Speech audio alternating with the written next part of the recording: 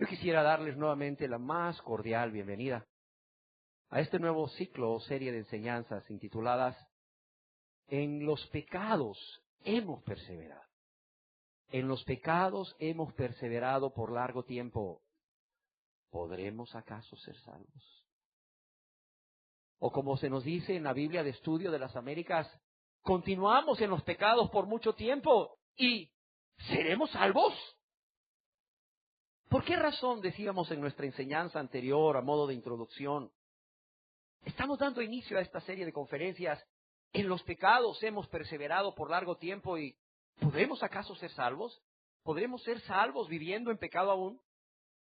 Y decíamos que lo hacemos porque me preocupa sobremanera que para muchas personas aquí presentes y quizás que nos escuchen a través de, no sé, un CD o una cinta de cassette o de audio, o nos vean a través de un DVD, quizás la respuesta sea sí, quizás la respuesta sea sí. En pecado hemos perseverado, hemos estado viviendo una vida de pecado de manera continua, hemos estado practicando el pecado en nuestra vida por largo tiempo y claro, aún así, aún viviendo ese estilo de vida en pecado, aún así, claro que podremos ser salvos. ¿Por qué? Porque Dios es bueno, porque Dios es misericordioso. ¿Qué no ha oído usted, pastor, decir, o qué no ha leído usted en la Biblia, que Dios es amor? Sí. Y por esa razón las personas creen que pueden vivir practicando el pecado, que pueden perseverar en pecado, como estaremos estudiando, y aún así ser salvos por la gracia de Dios. Y decíamos que quizás usted piense, ¿por qué? ¿Por qué pienso yo que esto puede estar ocurriendo en medio de nosotros? ¿Por qué razón?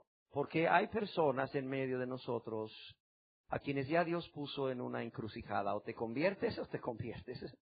Pero no quieren convertirse. Es más, no están esforzándose para entrar por la puerta angosta. Jesús dijo, esforzaos a entrar.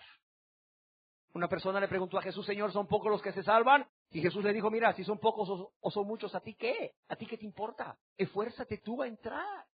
Esfuérzate tú. Si son muchos o pocos, esfuérzate tú a entrar. Y ahí la palabra esforzarse es agonizomai en griego, que es de donde viene nuestra palabra agonizar. Es decir, esforzarse a tal extremo o de tal forma que agonices haciéndolo. Utilices hasta las últimas fuerzas que tengas ¿para qué?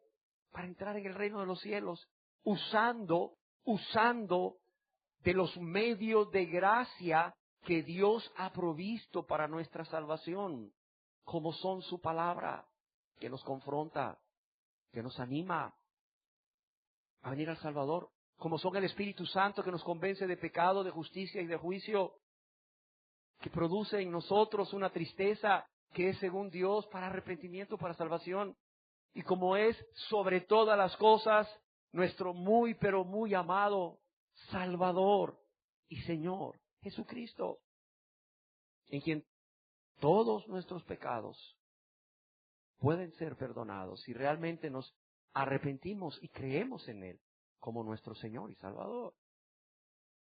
Me preocupa que hay personas que saben que deben de convertirse a Dios en arrepentimiento y fe en Jesús, pero no lo hacen. Dicen mañana, y la muerte te puede llegar a medianoche y no llegaste mañana. Y es por esa razón que vamos a estar hablando de esto. Y por la importancia que para la vida espiritual y para la vida eterna de cada uno de ustedes tiene el hecho de cómo usted responda a esta pregunta que se hacía el profeta Isaías. En los pecados hemos perseverado. ¿Podremos acaso ser salvos? Debido a la importancia que para su vida espiritual y vida eterna tiene el cómo usted responda a esta pregunta. Es por eso que hoy yo quiero invitarles a que procedamos a estudiar No solo la pregunta que hace el profeta Isaías, ¿de podremos acaso ser salvos?, sino el contexto inmediato a esa pregunta. Lo que da lugar a esa pregunta. En los pecados hemos perseverado por largo tiempo, o continuamos en los pecados por mucho tiempo. ¿Y seremos salvos?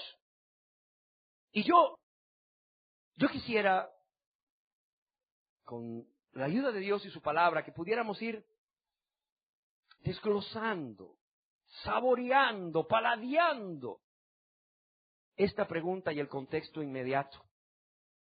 De modo que lo estudiáramos casi palabra por palabra, para que usted no tenga ninguna duda, al momento de contestarse usted mismo esta pregunta.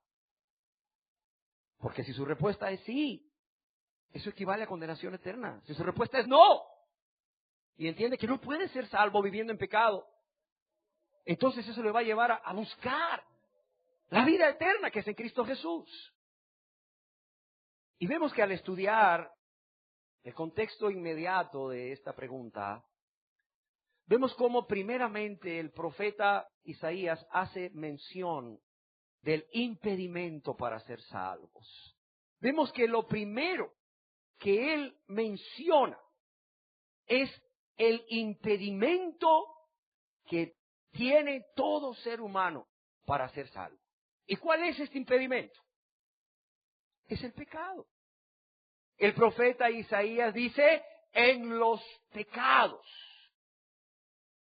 hemos perseverado por largo tiempo. Por tanto, la primera palabra a estudiar aquí es la palabra pecado. Y déjeme decirle que la palabra en hebreo para pecado aquí, en este texto que estamos estudiando, del libro del profeta Isaías, capítulo 64, verso 5, es la palabra hebrea jatá, que significa errar en el camino o no dar en el blanco. Errar en el camino o no dar en el blanco. Es como cuando un tirador o alguien que practica el tiro al blanco falla en dar en la diana o falla en dar en el blanco o en el objetivo. Pero también significa ofensa. No solo es errar en el camino o no dar en el blanco, significa ofensa. Ofensa. Si solo fuera errar en el camino o no dar en el blanco, uno diría, me equivoqué. Y no hay culpa. Tú te puedes equivocar. Pero por cuanto la palabra pecado que aquí el profeta Isaías utiliza en el texto de Isaías 64:5, en los pecados hemos perseverado por largo tiempo, ¿podremos acaso ser salvos?, es la palabra jatá. Quiero decirte que hay otras palabras en hebreo para definir pecado. Hay otras palabras, pero qué cosa más importante. Dios quiso que Isaías usara la palabra jatá. ¿Por qué? Porque no solo es errar en el camino o no dar en el blanco, lo cual no te generaría a ti ni a mí ninguna responsabilidad delante de Dios, ninguna culpa delante de Dios, ni ningún castigo, óigalo bien. Si solo fuera errar en el blanco o errar en el camino, eso no te generaría a ti ninguna responsabilidad. No te generaría ni a ti ni a mí ninguna culpa ante Dios, ni ningún castigo de parte de Dios. Pero el problema es que la palabra jatá o pecado aquí es ofensa. Es ofensa. Cuando tú cometes jatá, cuando tú cometes pecado, estás ofendiendo a alguien. Hemos dicho desde este púlpito que el pecado siempre conlleva dos elementos. ¿Cuáles son? Injusticia y dolor. Injusticia y dolor. Injusticia y dolor en el corazón de Dios. Injusticia y dolor en tu prójimo. Y eso implica ofensa. Ofensa a Dios y ofensa a tu prójimo. Pero la palabra jatá no solo significa esto, significa ofensa habitual. Óigalo bien, no es una ofensa esporádica, es una ofensa habitual, En otras palabras, es una costumbre ofender. Es que esa persona siempre que habla lastima, esa persona siempre que habla ofende. Ya es una costumbre en esa persona. Ya es algo normal, entre comillas. La gente lo ve normal. Pero no es normal. Lo que está pasando es que esa persona está cometiendo jatá, está cometiendo pecado. Una ofensa habitual, una ofensa habitual. Y aunque en la Biblia la palabra jatá se utiliza para pecado contra tu prójimo, para ofensa contra tu prójimo, es decir, tu próximo, tus padres, tu esposo, tu esposa, tus hijos, la gente que te rodea, tus vecinos, tus compañeros de trabajo, la gente que se relaciona contigo, aunque claro, implica ofensa a tu prójimo, en la mayoría de los casos en que se usa en la Biblia, y aquí en Isaías 64:5 es uno de ellos, la palabra se refiere a pecado contra Dios. Se refiere a pecado, se refiere a ofensa habitual contra Dios. Óigalo bien. Pecado, ofensa habitual contra Dios. Por eso es que te genera responsabilidad. Por eso es que te hace culpable. Por eso es que te hace merecedor de un castigo de parte de Dios. No en vano el profeta comienza diciendo, en los pecados, hemos actuado. Dios le está diciendo, parafraseando lo que dice que el profeta. Es como si le estuviera diciendo, Señor, hemos actuado equivocadamente. Pero hemos actuado equivocadamente de manera consciente y de manera voluntaria. Señor, hemos andado en nuestros caminos, no en los tuyos. Hemos actuado como hemos querido.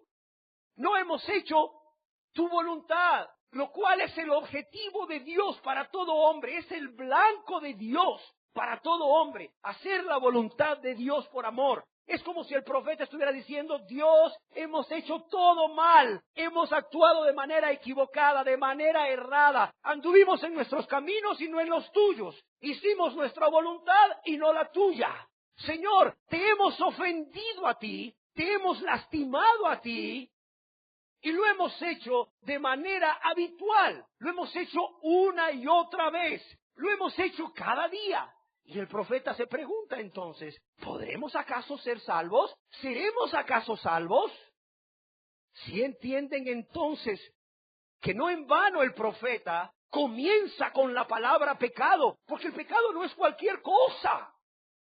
Hoy en día se ve el pecado como cualquier cosa y se le ha quitado al pecado el nombre de pecado. Se le llama una atadura. Ay, hermano, es que tengo una atadura. Mire, hermano, mire, qué problemas me mete esa atadura con mi mujer. No puedo ver pasar una mujer porque estoy ya, mire, siguiéndola con mi vista. Y tengo esa gran atadura y han orado por mí y me han impuesto manos. Pero sigo con esa atadura y seguirá. Porque no es una atadura, es un pecado. ¿Cómo se llama ese pecado? Ese pecado se llama codicia. Ese pecado se llama codicia y está llevando a ese hombre, si es casado, a un adulterio. Y si no es casado, a una fornicación, ¿sí o no? Pero la gente le ha quitado el nombre al pecado y le pone ataduras. Ay, hermanos, que una vez me dijo un hombre, me expulsaron 40 demonios. Óigale, ¿y de qué? ¿Demonio de qué le expulsaron? Me quitaron demonio de ira. Me expulsaron demonio de sueño. Oiga, ¿sueño a dónde? Es que me dormí en la predicación. Oiga, usted no tenía demonio de sueño. Usted lo que tenía era una gran falta de amor a Dios y a su palabra. No le interesaba su palabra. Pero si hubiera sido un partido de fútbol entre su equipo favorito y otro, no se hubiera dormido los 90 minutos. Porque ama eso. Pero como no ama a Dios y no ama su palabra, usted se duerme en las prédicas, le decía yo a ese hombre. No es que le sacaron demonio de sueño. Usted no ama a Dios. ¿Y demonios de qué le sacaron? Demonio de mentira, demonio de enojo, demonio de pleito, demonio de... Y digo, oiga, en la Biblia dice que esas son obras de la carne. Son obras vuestras, no son obras de demonios. Y con esto, aclaro, no es que no crea que una persona no puede estar endemoniada. ¿Se acuerdan del endemoniado de Gadara, del Gadareno, a quien Jesús tan maravillosamente y amorosamente liberó de una legión de demonios? ¿Se acuerdan? Una persona puede estar endemoniada, claro que sí, puede estar endemoniada. Pero una cosa es estar endemoniado y otra cosa es vivir practicando un pecado. Otra cosa es permanecer en pecado. Perseverar en pecado. Esa es otra cosa diferente. Querida persona, el pecado no es cualquier cosa. Aunque hoy al pecado se le llamen áreas. Oiga, usted dice que es cristiano, que es cristiana. Sí. Oiga, pero yo veo que todavía se enoja. Todavía pues, vive con su amante. Oiga, todavía me contaba una persona que en un encuentro, o no sé si era un retiro de matrimonios, uno de los líderes se salía a fumar. ¡Líder! Le dijo, ¿qué? ¿Fumando? Líder de la iglesia. ¿Sabes cuál es la respuesta que dan? Hay hermanos que todavía el Señor no ha tratado con esta área en mi vida. No, no es así.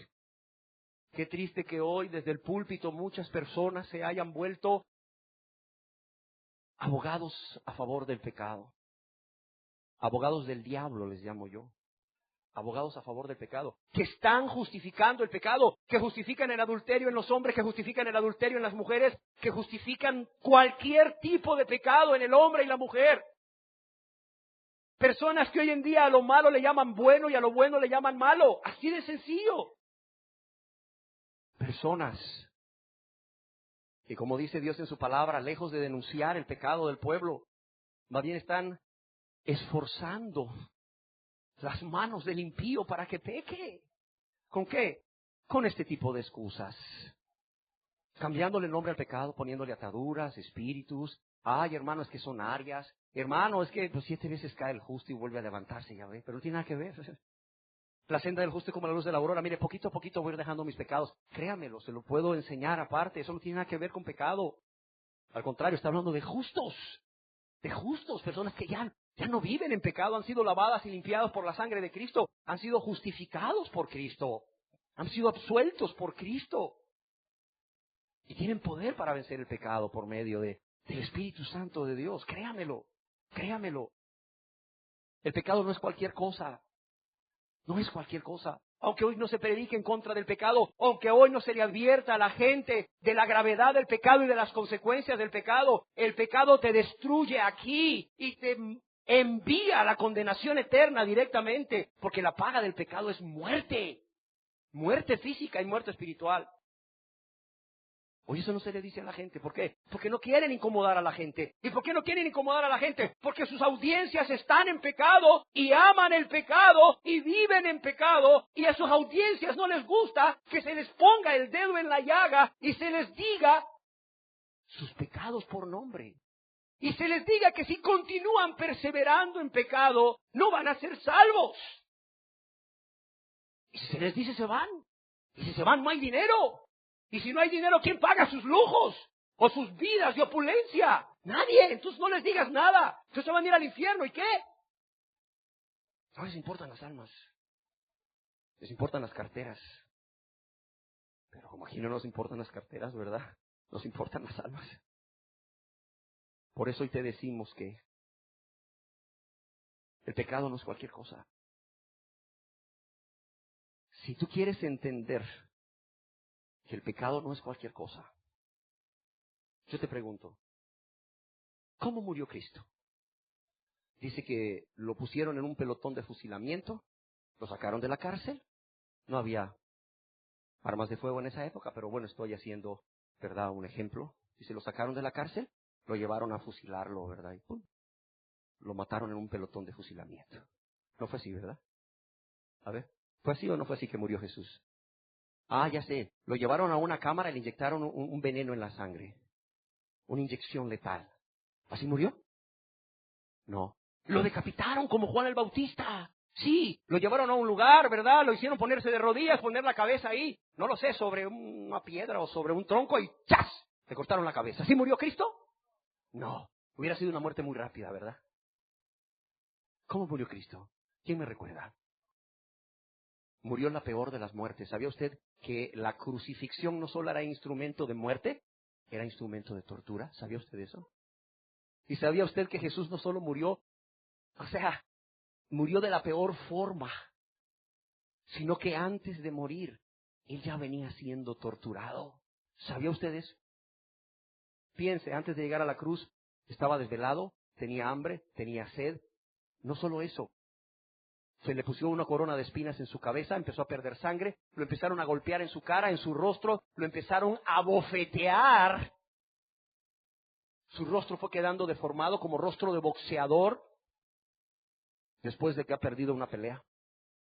Sus ojos amoratados probablemente, su labio reventado, su nariz sangrando, sus labios sangrando, su rostro sangrando. Dice que le agarraban los pelos de la barba y se los alaban así, ¡ras! Y se le venían pedazos enteros de piel con pelos de barba y eso sangraba. Y por si fuera poco le fueron a poner ahí en un lugar donde 2 soldados romanos con furia se ensañaron contra él, contra su espalda, sus glúteos, sus muslos, con una forma de látigo especial que se llamaba el flagellum, que en la punta tenía pedazos de hueso de animal tierno y pelotas de acero que golpeaban y rasgaban la piel y el músculo, dejando la espalda y las nalgas o los glúteos y los muslos de Jesús en carne viva. Y después de eso le pusieron ahí sus ropas. Y después de eso le hacen cargar un tronco de aproximadamente 75 kilos, 100 y tantas libras, que no lo pudo cargar hasta el final. Le ayudó un hombre ahí, ¿se acuerdan? Simón de Cirene. Y luego finalmente llega hasta una cruz, allá al Gólgota, donde está la otra parte de la cruz. ¿Y qué hacen con él? Le clavan las manos y le clavan los pies, ¿sí o no? Oiga, ¿usted cree que eso no le dolió a Jesús? Oiga, ¿por qué cree usted que Jesús padeció todo eso? ¿Por qué cree usted? ¿Porque quería pasar en el libro de récord de Guinness como el hombre que soportó la peor muerte? No. ¿Porque era masoquista? ¿Porque tenía un trastorno psiquiátrico? No. ¿Por qué cree usted que Jesús murió de esa manera? ¿Por qué cree usted? ¿Por qué? Por causa de sus pecados y los míos. Por causa de sus enojitos y mis enojitos, de sus pleititos y mis pleititos, de sus mentiritas blancas y mis mentiritas blancas, de sus mentiritas rosadas y mis mentiritas rosadas, por causa de su canita al aire, querido varón o mujer, y mi canita al aire, querido. ¿Usted cree que fue por eso? Fue por el pecado. Es tan grave el pecado. Era tan grave, es tan grave y seguirá siendo tan grave a los ojos de Dios, que fue necesario que Jesús muriera de esa manera para que ustedes y yo fuésemos ¿qué? Perdonados del pecado. Vea la manera como murió Jesús. Y nunca lo olvide, para cuando usted sea tentado a cometer su próximo pecado, para que usted piense cuán grave es el pecado. Aunque por ahí enseñen, ay, que es una atadura, ay, qué pobrecito de mí, ay, que es un espíritu, ay, que es un área, ay, que es poco a poco. No es cualquier cosa el pecado. Su pecado y mi pecado, el pecado, es lo que hizo que Jesús muriera de la manera que murió. Recuerdo cuando yo era un niño, en esas vacaciones de la Semana Mayor, generalmente íbamos a casa de la abuela en otro pueblo. Y generalmente yo presenciaba lo que se conoce como la procesión, el Santo Entierro. Y yo podía ver a un hombre ahí que iba, una imagen de un hombre, tenía 5 años, 6 años, la imagen de un hombre que iba ahí semidesnudo, cubierto de sangre, muerto. Y por otro lado venía la imagen de una mujer que representaba a María, vestida de negro llorando. Y luego se encontraban. Y curiosamente se encontraban cerca de la casa de mi bisabuela, donde yo estaba sentado en una ventana para poder ver porque era un niño. Y yo lloraba. Tenía 6 años, 7 años. Y yo lloraba porque me imaginaba aquella madre, en lo poco que podía entender yo, ¿verdad? Aquella madre que estaba con ese rostro lleno de dolor, muy triste por lo que le habían hecho a su hijo. Solo que yo no sabía a esa edad por qué le habían hecho eso a su hijo. Yo no lo sabía. Pero cuando crecí, lo supe. Era por mi pecado. ¿Y qué creen que pasó? Seguramente se convirtió a Dios y abandonó el pecado. No, seguí siendo egoísta. Seguí pecando. Eso es lo más triste. Como muchos. Hasta que un día el Señor utilizó un medio para provocar una crisis en mi vida. Una enfermedad, y realmente empecé a verlo a Él. Y me dejé de ver a mí mismo y me convertí a Él. Pero yo quiero que sepa que lo que ocasionó la muerte de Cristo, y sí también el dolor en esa madre, en María, al ver a su hijo ahí, no fue cualquier cosa. No fue una atadura, no fue un espíritu, no fue un demonio, no, fue el pecado. Y el pecado tiene nombre. Fue su pecado, su pecado, su pecado y el mío. No, no es cualquier cosa.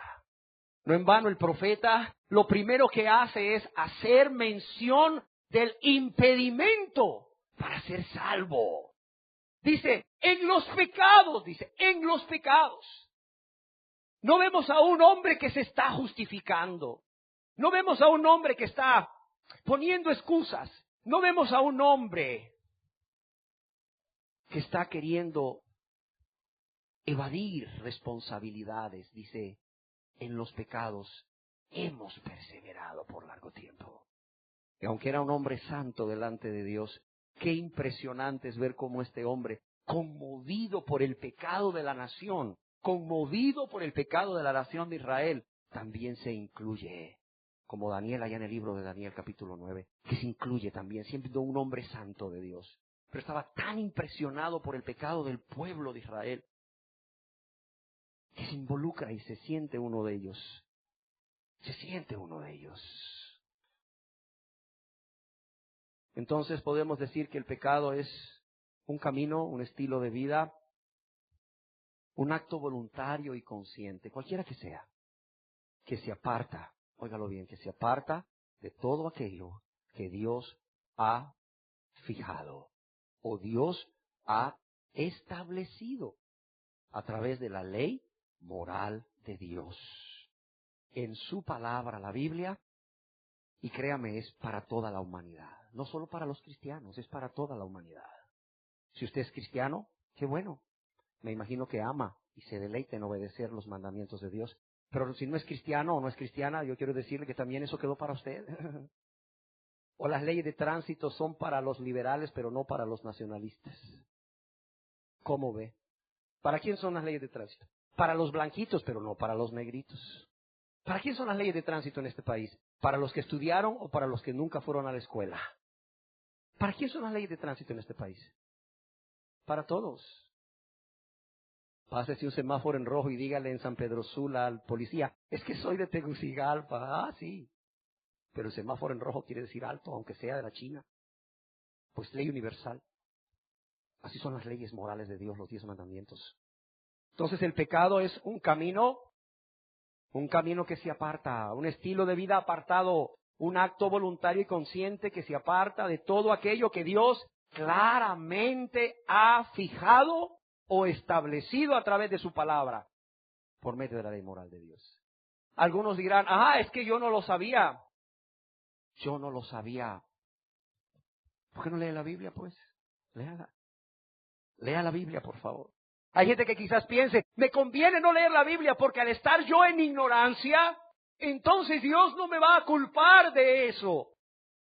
Voy a poder ser salvo aunque me muera en esos pecados y le voy a decir yo a Dios, Señor, es que yo desconocía. ¿Qué te va a decir Dios si no tenías Biblia en tu casa? ¿Cómo no? ¿Y la leías? No. Bueno. Mire, hay gente que cuando le sale una mancha en la piel y tiene acceso a Internet, ¿qué cree que hace? Se va a Internet y empieza a buscar. O cuando va al médico y le dice, tiene tal enfermedad, se mete a Internet y empieza a buscar. Pasa horas y horas estudiando en Internet acerca de su enfermedad, o la de su hijo, o la de su esposo o esposa, o su padre o su madre o amigo. Porque ahora a través del Internet encuentras todo. Y son horas y horas ahí en Internet. Y no digo que eso sea malo, es bueno. Pero cuando se trata de su enfermedad del corazón, de su cáncer del alma, por llamarle de una manera, que es el pecado, ¿qué hacen? ¿Sabes qué hacen? La Biblia está empolvada. Porque la tienen abierta en el Salmo 91 o en el Salmo 23 y se llenó de polvo. Como si fuera un amuleto, como si Dios te fuera a proteger por eso. O ni siquiera saben dónde está porque la guardaron hace tanto tiempo y no la volvieron a sacar. Qué triste. No te vas a escapar de Dios por esto. Entonces el pecado es errar en el blanco. y por tanto ofender a Dios. El pecado es todo aquello que se aparta de lo que Dios ha establecido a través de su palabra, a través de su ley. No en vano, en la palabra de Dios se nos dice que el pecado es una infracción, es no cumplir con esa ley moral de Dios y por tanto quebrantar la ley de Dios. En la primera epístola del apóstol San Juan, capítulo 3, verso 4, ¿qué se nos dice del pecado? Todo aquel que comete pecado, ¿qué dice aquí? Infringe también ¿qué? La ley. Pues el pecado es ¿qué? Infracción de la ley. Todo aquel que comete pecado, infringe también la ley. ¿Por qué? Porque el pecado es infracción de la ley. Es transgredir la ley, no cumpliendo esa ley, errando en el blanco y por tanto ¿qué? Ofendiendo a Dios. De modo que vemos que pecamos cuando hacemos lo opuesto ¿a qué? A lo que Dios nos manda. Pecamos cuando hacemos lo opuesto o lo contrario, de manera consciente, óigalo bien, lo repito, de manera consciente y voluntaria a lo que Dios manda. ¿Y por qué digo de manera consciente y voluntaria? Porque para que tú puedas ser culpable ante un Dios justo, Él no te va a condenar de algo que tú no estás haciendo de manera consciente y voluntaria. Recuerdo cuando mi hijo con síndrome de Down nació, me decía mi hija mayor que estaba pequeña, yo quisiera ser como él. ¿Por qué? Le digo yo. Él dice, porque él ya nació con boleto de regreso al cielo. Y es cierto.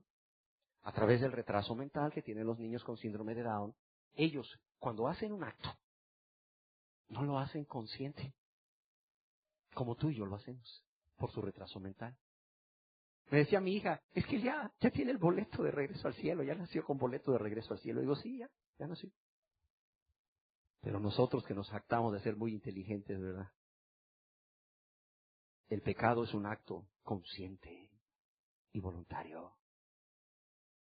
Y por si no has leído la Biblia, ¿sabes por qué no tienes excusa?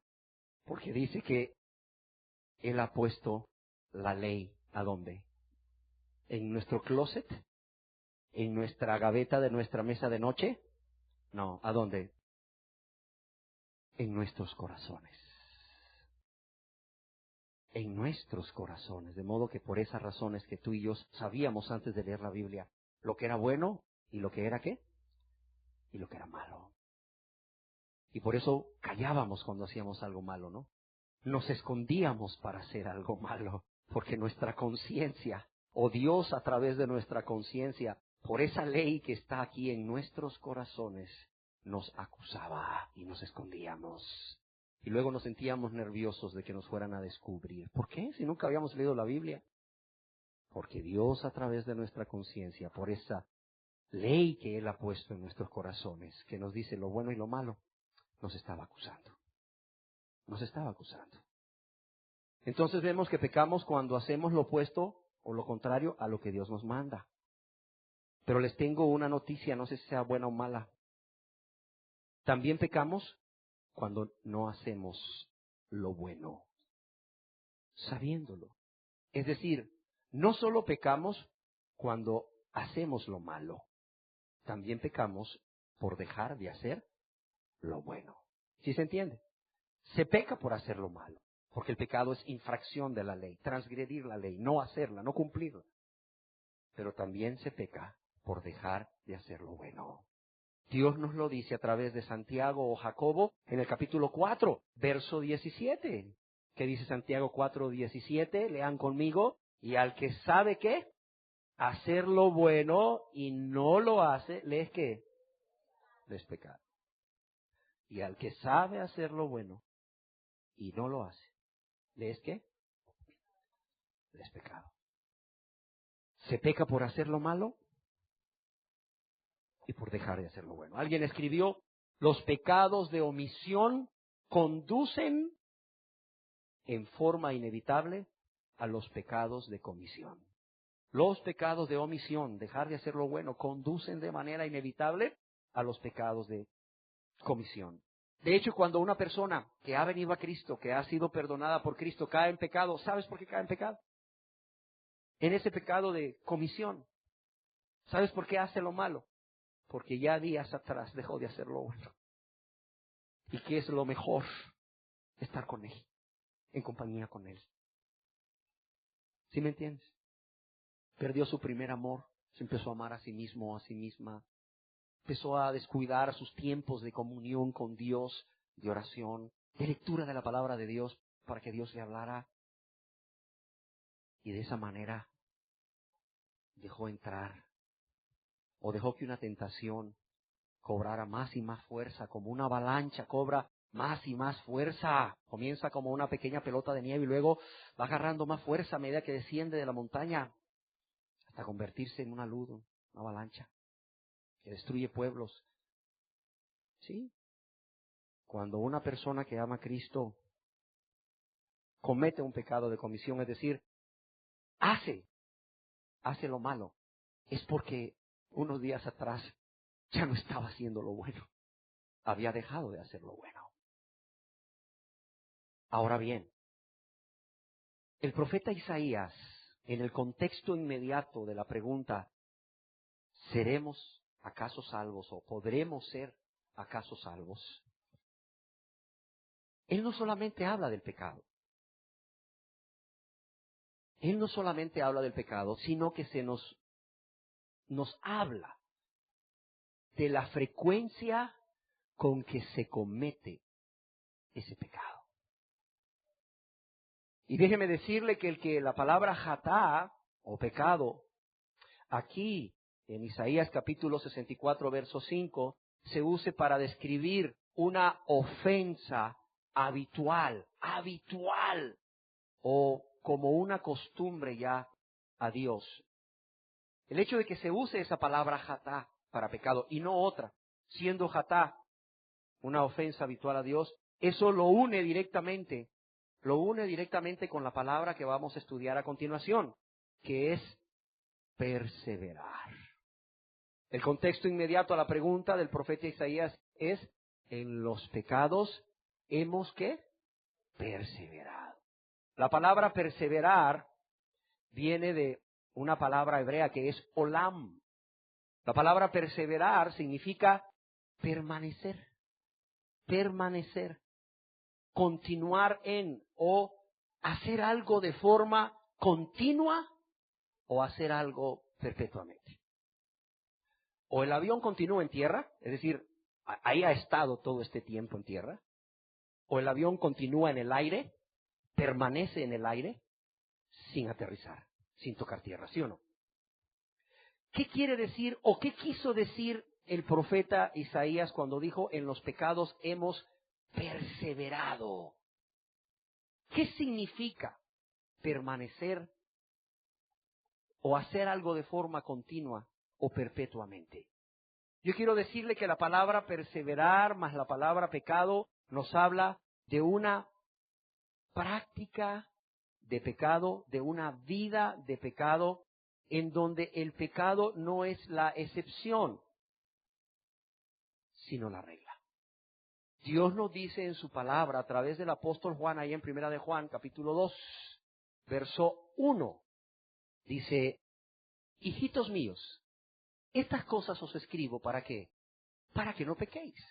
Y si alguno hubiere pecado, ¿puede el cristiano caer en un pecado? Aquí Dios nos dice que sí, tristemente, aunque Dios no quiere que caiga en pecado, porque Dios ha provisto todo lo necesario para que el cristiano no caiga en pecado, vemos que la persona, aun siendo cristiana, puede caer en un pecado. Dios dice: hijitos míos, estas cosas os escribo para que no pequéis. Eso es lo que Dios quiere. Eso es posible si usamos los medios de gracia que Dios nos da. Pero si alguno que dice peca todos los días, si alguno persevera en el pecado por largo tiempo, abogado tenemos para con el Padre, Jesucristo el justo no. Dice: si alguno hubiere pecado. Y aquí yo creo que hay maestros entre nosotros. Y si los maestros que están por aquí, o cualquier persona, nos ayuda a descifrar la palabra hubiere. ¿Qué es hubiere? ¿Qué nos quiere decir Dios con hubiere? ¿La práctica o la excepción de la regla? La excepción de la regla. Si alguno hubiere pecado, es decir, la excepción en la vida del cristiano, la excepción de la vida del cristiano. Ese es el pecado en la vida del cristiano, es una excepción. Es algo que, por cierto, le duele mucho cuando lo comete. Le duele mucho haber ofendido a Dios, haber ofendido a su prójimo. ¿Por qué? Porque está amando a Dios con un nuevo corazón, con todo su corazón, con toda su alma, con toda su mente y con todas sus fuerzas. Y a su prójimo como a él o a ella misma. Pero aquí el profeta Isaías no nos está hablando de la excepción de la regla, no nos está hablando del hubiere pecado, nos está hablando de en los pecados hemos perseverado, en los pecados hemos permanecido, hemos cometido el pecado de manera perpetua desde que somos responsables morales delante de Dios. Los 11 o 12 años está diciendo el profeta Isaías. Porque la palabra perseverar más pecado nos habla no de la excepción, sino de la regla, de algo que se hace de continuo. Quizás usted me dirá, póngame un ejemplo, te pongo varios. Varios ejemplos de cómo una persona puede perseverar, permanecer de manera continua en el pecado. Uno de ellos, guardar resentimiento o rencor. La Biblia le llama amargura. La persona que guarda resentimiento contra alguien es una persona que continuamente está albergando en su corazón ese sentimiento, ese pecado. Continuamente, ahí está. Solamente está esperando la ocasión para manifestarlo externamente. Oye, ¿ya oíste lo que le pasó a fulano de tal? ¿Y qué le pasó? Es alguien contra quien tienes resentimiento. Se accidentó. ¿Y qué le pasó? Nada. ¡Ja! 2 costillas por lo menos se hubiera quebrado. Y hubiera sabido lo que yo sufrí cuando me hizo aquello. Ahí está el pecado en el corazón. Ahí está. De manera continua, de manera permanente. No hay momento libre de resentimiento, no hay momento libre de amargura. Aunque no se manifieste continuamente, pero ahí está, solamente esperando la ocasión para manifestarlo externamente y que sea notorio a otros. El pecado de la avaricia, ahí está. El pecado del amor al atesorar, el pecado del amor al dinero, ahí está de manera continua. Solo está esperando la ocasión para ser manifestado externamente. Oye, niño, necesito una medicina, aquí está la receta. Ok, voy a la farmacia. ¿Tiene de estos medicamentos y cuánto cuestan? Uy, usted 1,500 pesos. Oiga, ¿no habrá por ahí un genérico? Mire, no, pero es que no va a ser lo mismo y pues se ve que el niño está mal. Mira, no estoy diciendo que no compres genéricos. Yo compro genéricos, son más baratos. Pero hay personas que tienen el dinero. Claro que lo tienen. Tienen el dinero para comprar el medicamento que el médico prescribió en la receta. Tienen el dinero, pero les duele tanto gastar aquel montón de dinero. Oye, es tu hijo, es tu hija, es tu mamá, es tu papá, es tu esposa, es tu esposo. Pero ¿cómo les duele? Sienten que cuando vayan a pagar esa cantidad, toda esa cantidad de 850 pesos, es como si les estuvieran arrancando la mitad de su corazón, o un miembro superior, un brazo, una pierna. Oiga, ¿no tiene otro más barato? Ah, claro, sí tenemos otros más baratos de laboratorios nacionales. La cuenta le saldría total en 400 pesos. Deme de esos, por favor. Y llega a la casa donde la esposa y le dice a la esposa, oye, pero estas no son las medicinas que indicó el doctor. El doctor dijo que eran estas. ¿Por qué? Porque el niño está mal, entiéndelo. Ay, medicinas son medicinas. Dáselas. ¿Qué, no tienes fe, mujer? Avaricia. Y ahí está de continuo la avaricia. El amor al dinero. Las personas que viven en adulterio o en fornicación, que están haciendo vida sexual con esa pareja, hombre o mujer, en adulterio o fornicación. esas personas están viviendo de manera continua en pecado. De manera continua, es decir, no hay momento libre en su vida donde no se esté pecando. Oiga, pero es que no me he acostado con ella, pero tienes la relación. Oiga, mire, para librarme de mi mujer, que es una fiera. Oiga, me cuesta y estoy teniendo la relación con esa mi pareja ilícita, nada más una vez al mes. ¿Cómo dice usted que estoy pecando continuamente? Porque esa persona está en tu corazón. Porque ese sentimiento está en tu corazón. Porque esa relación no solamente es cuando tienes la relación sexual, sino que es de manera continua. De manera continua, y se manifiesta en que piensas en esa otra persona, en que le llamas por teléfono a escondidas, en que le mandas un mensajito, en que estás chateando con él o con ella. Sí, aunque quizás no la veas y solo te veas con esa persona una vez al mes para tener una relación sexual a escondidas ahí en la casa de alguien o en un motel, no importa. La relación está todo el tiempo y el pecado es continuo. ¿Sí se entiende? El egoísmo, el vivir para uno mismo, el vivir pensando solo en uno mismo y en el bienestar de uno mismo, eso es un estado continuo de pecado. Es un perseverar en el pecado, ¿sí se entiende? O sea, no hay momento libre en el corazón de la persona egoísta cuando no se esté pecando. Porque aun cuando estás dando, en tu corazón estás reteniendo aquello, lo estás dando por la fuerza y Dios te lo ve como egoísmo. Dios te lo cuenta como egoísmo, como pecado. Porque no das con libertad, con liberalidad, con gozo, no das por amor. Con el amor que todo lo da, sin esperar nada a cambio, ¿no? Lo estás dando a regañadientes o lo estás dando porque sabes que vas a conseguir algo más grande a cambio. Dios dice, lo diste egoístamente, pecado. Y es un estado continuo. La soberbia, el orgullo, es un estado continuo de pecado. El orgulloso, siempre soberbio. La vanidad. Y no estoy diciendo con esto que la mujer no se arregle, pero la mujer que vive para ser el centro de atención de todos. Cuando en una mujer el centro es Cristo y quien brilla es Cristo y se arregla para su marido o para su trabajo o para ella misma, para sentirse bien. Pero el centro es Cristo y quien brilla es Cristo. Eso no es problema. Pero cuando la mujer no tiene a Cristo y vive para ella, o el hombre, porque también se me han hecho vanidositos los hombres. Cuando el hombre o la mujer no tienen a Cristo y viven para ellos y quieren ser ellos el sol, el síndrome del sol les llaman. Quieren que todo gire en torno a ellos y quieren atraer la atención. Quieren llegar a donde lleguen y en cuanto lleguen que todo el mundo los voltee a ver. Vanidad. Eso ya es un estado permanente de pecado. No hay momentos libres donde no se esté pecando. El pecado está ahí en el corazón, solo esperando la ocasión. Mire, ¿para qué? Para salir y ser notorio a otros.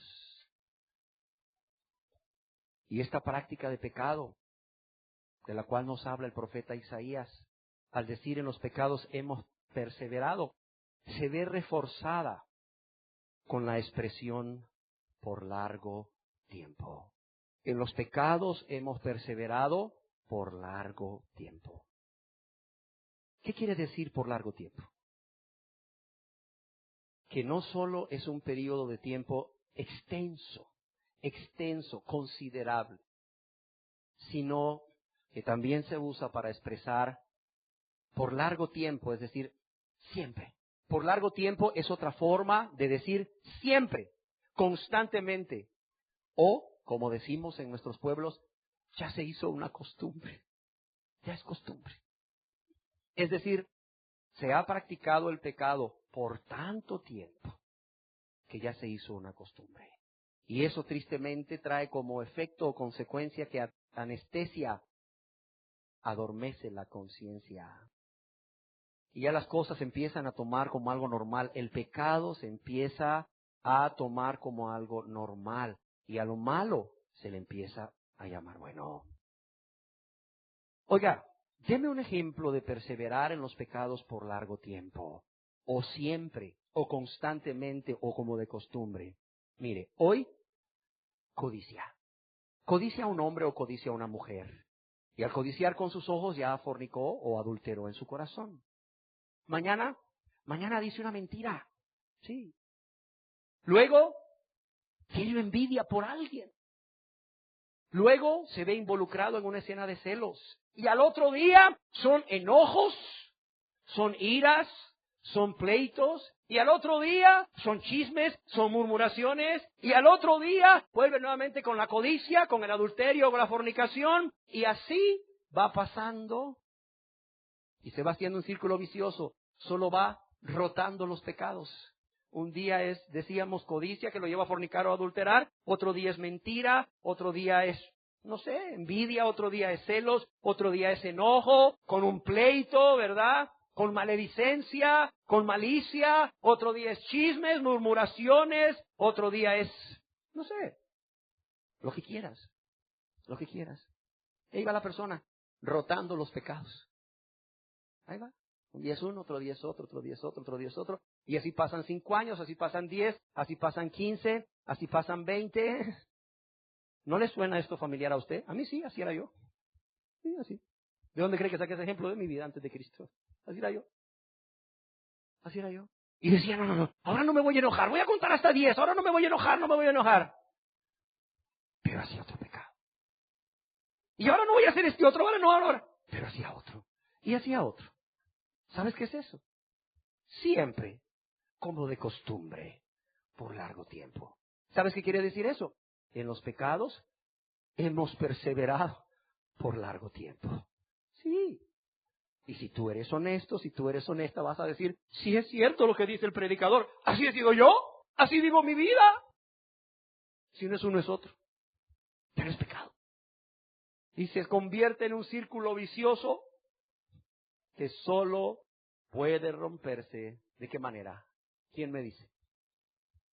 A través de la conversión a Dios, en arrepentimiento y fe en Cristo Jesús, como su Señor y Salvador. ¿Por qué? Porque si hacemos esto y estamos bajo la gracia, Dios nos garantiza a través del apóstol Pablo ahí en la carta a los Romanos, que el pecado, ¿qué? Ya no se va a enseñorear de nosotros. ¿Por qué? Porque es una característica de estar bajo la gracia, que Dios nos provee los medios, ¿para qué? Para vencer el pecado. Cuidado, óigalo bien, cuidado. Una vida gobernada por el pecado, en donde lo común es la práctica del pecado, eso te va a separar de una salvación por gracia. ¿Por qué lo decimos? Porque después de que ahí el profeta Isaías nos habla del pecado y nos habla de una vida de práctica de pecado, se hace la pregunta ahora, ¿y seremos acaso salvos? Como nos dice la Biblia de las Américas. ¿Y seremos acaso salvos? Yo quiero decirle aquí que la palabra seremos equivale a decir en forma de pregunta, ¿llegaremos a ser? ¿Podremos acaso ser, como dice en la Reina Valera? En la Biblia, versión Reina Valera 1960. ¿Podremos acaso ser? ¿Llegaremos a ser algún día? Como dando a entender algo que aún no es realidad en esa persona. Cuando dice seremos acaso salvos o podremos ser acaso salvos, está hablando de algo, la salvación, que no es aún una realidad en la vida de esa persona. Óigalo bien. Óigalo bien. Ahora, el profeta finaliza la pregunta con aquello que lo lleva a dudar, que se logre alcanzar por causa de la práctica de pecado. ¿Y con qué es esto que el profeta finaliza esta pregunta? Dice, ¿seremos acaso salvos? ¿Podremos ser acaso salvos? O sea, el profeta finaliza la pregunta con aquello que duda que se alcance, la salvación. Yo quiero decirle que la palabra salvación aquí usada es la palabra hebrea yasha, que significa quitar o librar a alguien de alguna carga. Quitar o librar a alguien de alguna carga. Y se pregunta el profeta, ¿podremos ser acaso salvos? Y creo que todos nos podríamos preguntar, ¿salvos de qué? ¿Salvos de qué? Yo quiero decirle que al inicio la palabra salvación en la Biblia se usaba para describir una liberación de una desgracia, pero también una liberación de los enemigos. Cuando clamaba el pueblo de Israel a Dios por salvación era que lo liberara de los enemigos que los estaban oprimiendo por causa del pecado, los filisteos o quienes fuesen. Pero posteriormente, en la Biblia, la palabra de Dios, la palabra salvación se utiliza en sentido teológico, ¿para qué? Para describir la salvación del ser humano por la gracia de Dios. Ahora, ¿en qué sentido se está utilizando aquí? En el libro del profeta Isaías, capítulo 64, verso 5, la palabra salvos. ¿Seremos acaso salvos? Bueno, ¿podremos ser acaso salvos de qué? ¿Podremos ser acaso libres de qué carga? Nos preguntaremos todos. Bueno, la respuesta es ser salvos de la ira de Dios. Ser libres de la carga tan grande y tan grave que es la ira de Dios. ¿Cómo sabemos que el profeta se está refiriendo a ser salvos, a ser libres de la ira de Dios? Bueno, por el contexto inmediato a la pregunta que se hace el propio profeta. ¿Qué es lo que dice en Isaías capítulo 64, verso 5 el profeta? Leámoslo todos. Isaías capítulo 64, verso 5 dice, saliste al encuentro del que con alegría hacía justicia, de los que se acordaban de ti en tus caminos. Y aquí viene la segunda parte, ¿qué dice aquí? He aquí, ¿qué dice aquí? Tú te enojaste, ¿por qué? Porque pecamos.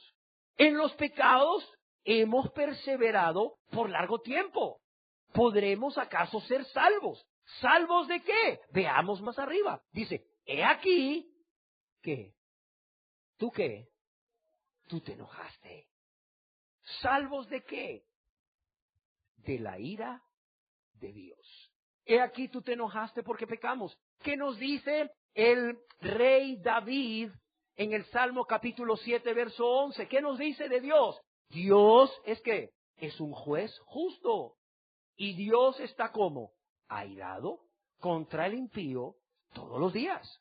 Es como si el profeta Isaías hubiese dicho, tú te enojaste porque pecamos, te provocamos a ira con nuestros pecados y tú estás airado. Tú estás airado contra nosotros porque hemos sido unos buenos impíos todos los días. En los pecados hemos perseverado, hemos sido unos buenos impíos, unos buenos pecadores todos los días de nuestras vidas.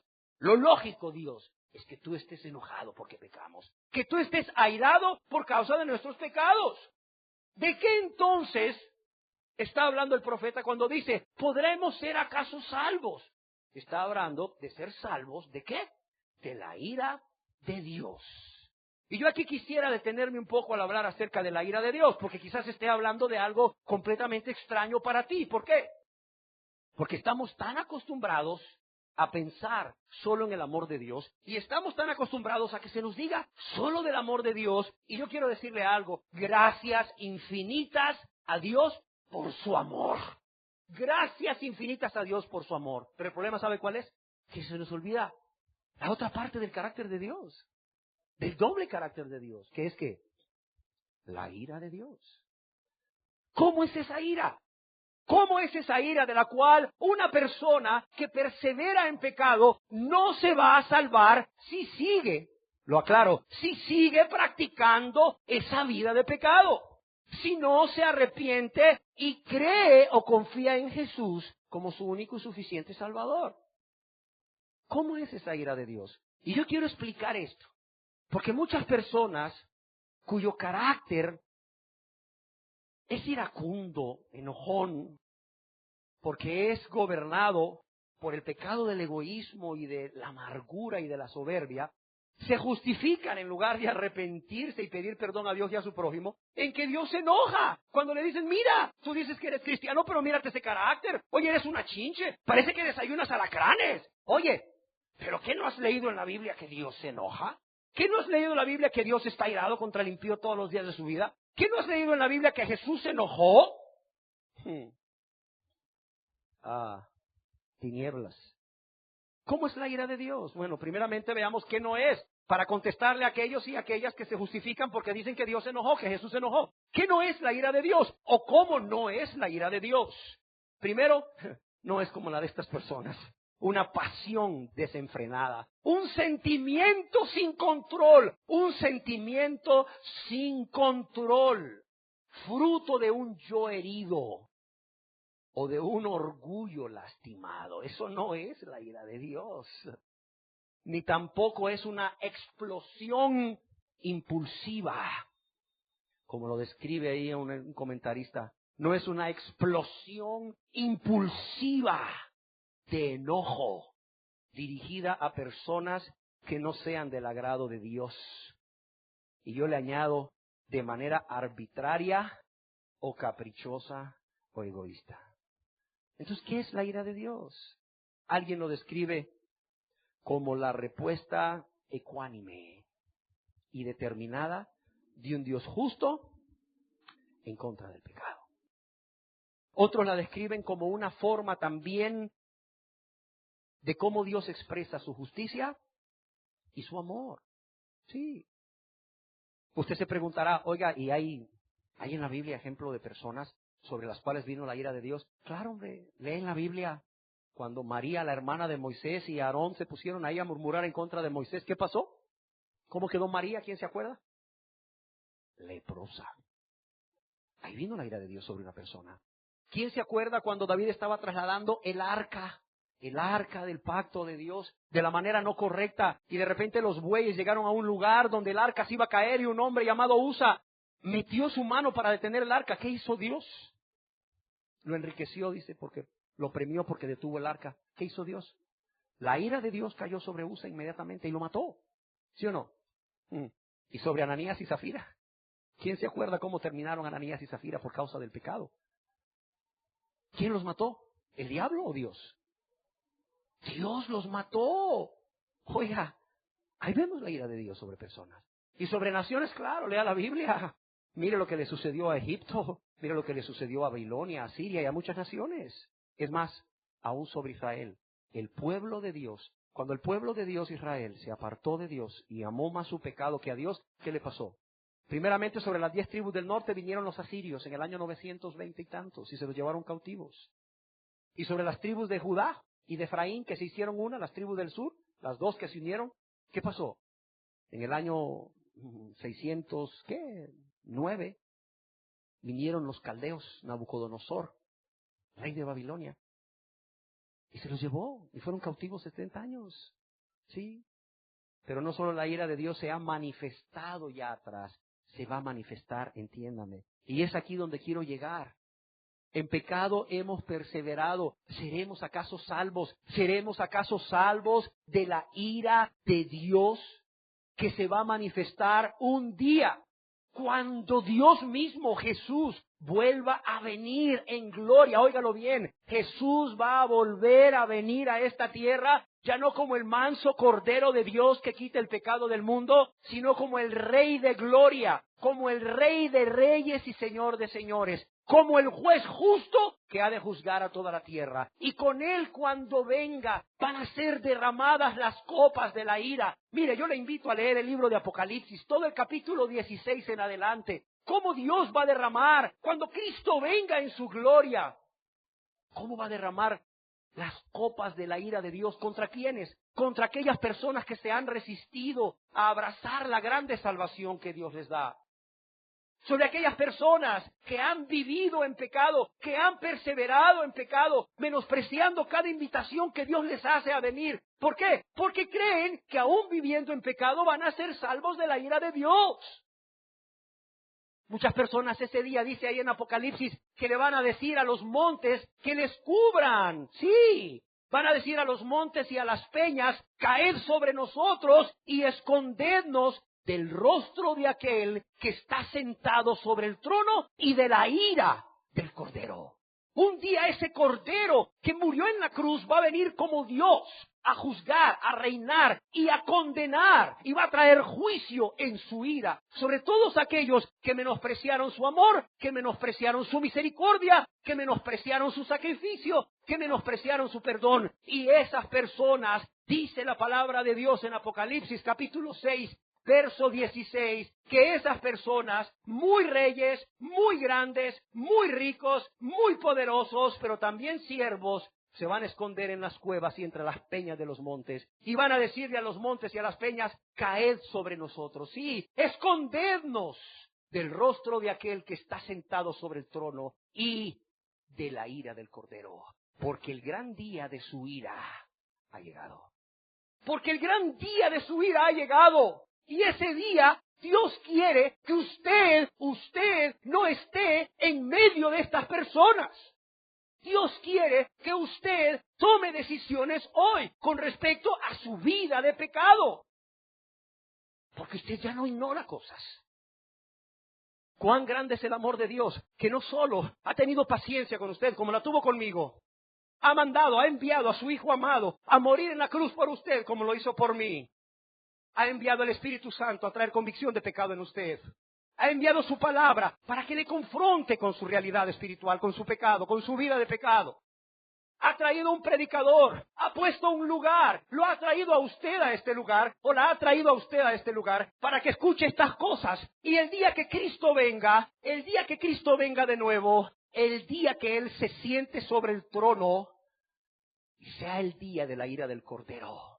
Dice, el gran día de su ira ha llegado. Cuando llegue el gran día de su ira, ¿y quién podrá sostenerse en pie delante de Él? Usted puede estar ahí, usted puede estar lleno de gozo, lleno de paz, porque de lo que va a salir de la boca de Jesús para usted no es un rechazo, no es un castigo, es pasad. Pasad bendito de mi Padre, pasad bendita de mi Padre, al reino que os he preparado desde la fundación del mundo. Al reino que os he preparado desde la fundación del mundo. Yo quiero decirle hoy de parte de Dios que ese día va a venir y usted y yo vamos a estar ahí. O estamos viniendo con Él como parte de su iglesia del cielo a la tierra, o estamos en la tierra porque resistimos ser parte de su iglesia, nos resistimos a convertirnos a Él en arrepentimiento y fe para ser salvos. Y hoy lo estamos viendo venir desde abajo. O usted estará viniendo con Él desde arriba, o usted estará viéndolo venir desde abajo. Pero ese día va a suceder. El gran día de su ira va a llegar. ¿Y quién podrá sostenerse en pie? Solamente aquellos que no han menospreciado el gran amor de Dios. El gran amor de Dios manifestado en que Él ha dado a su Hijo para que todo aquel que en Él cree, que en Él confía para perdón de pecados, no se pierda, mas tenga vida eterna. ¿Seremos acaso salvos de la ira de Dios?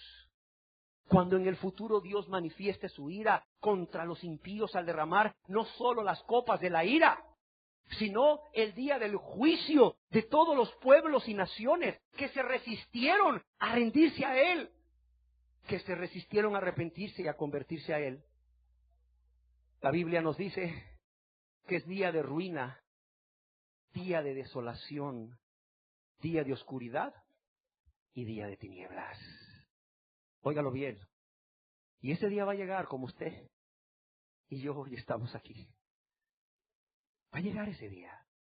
Pero qué bueno es Dios que quiere que ese día usted esté preparado. Usted esté preparada. ¿Y sabe cuándo se prepara uno? Mire, ya cuando vea las señales del fin más claras. Mire, ya cuando empiece a venir la gran tribulación, entonces yo. No. No os engañéis. ¿Qué sigue ahí? Dios no puede ser burlado.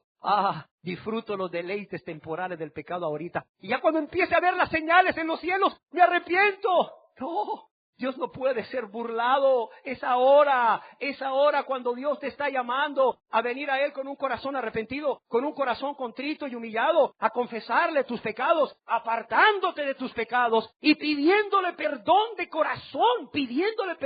corazón, reconociendo que a Él has ofendido, que a Él has lastimado, en tu egoísmo, en tu rebeldía, en tu enemistad contra Él. Es ahora. No cuando sea día de ruina, no cuando sea día de desolación, no cuando sea día de oscuridad o de tinieblas, como nos dice Dios ahí en el libro del profeta Sofonías, ahí en el capítulo 1. Día de ajustar cuentas para los injustos. Día de ajustar cuentas para los injustos. No en ese día, sino ahora. Y menos cuando Dios finalmente manifieste su ira mediante el castigo eterno. Menos cuando Dios finalmente diga a la izquierda. Y manifieste su ira mediante el castigo eterno para los que se rehusaron a arrepentirse y ejercer fe en Cristo Jesús. Yo quiero decirle que hoy es día de salvación. Que Dios es bueno y misericordioso. Si usted no está en este lugar por casualidad, aunque alguien lo haya invitado, usted no está. Dios quería que usted oyera esto. Y si usted es de las personas que piensa que puede ser salvo porque Dios es bueno y misericordioso, por la gracia de Dios, aún viviendo una práctica de pecado, entiéndame, Dios nunca va a tolerar el pecado en la vida de nadie. ¿Por qué cree usted que Dios desamparó a Jesús cuando estaba en la cruz del Calvario?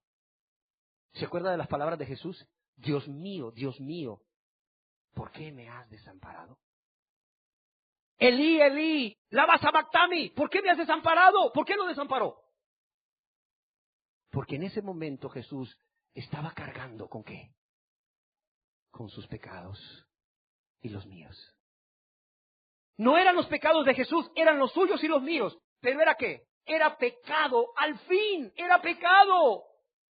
Y Dios no soportó, no toleró sus pecados y los míos que Jesús estaba llevando consigo. Si no toleró sus pecados y los míos en la persona de Jesús, yo le pregunto, ¿usted cree que Dios se los va a tolerar a usted?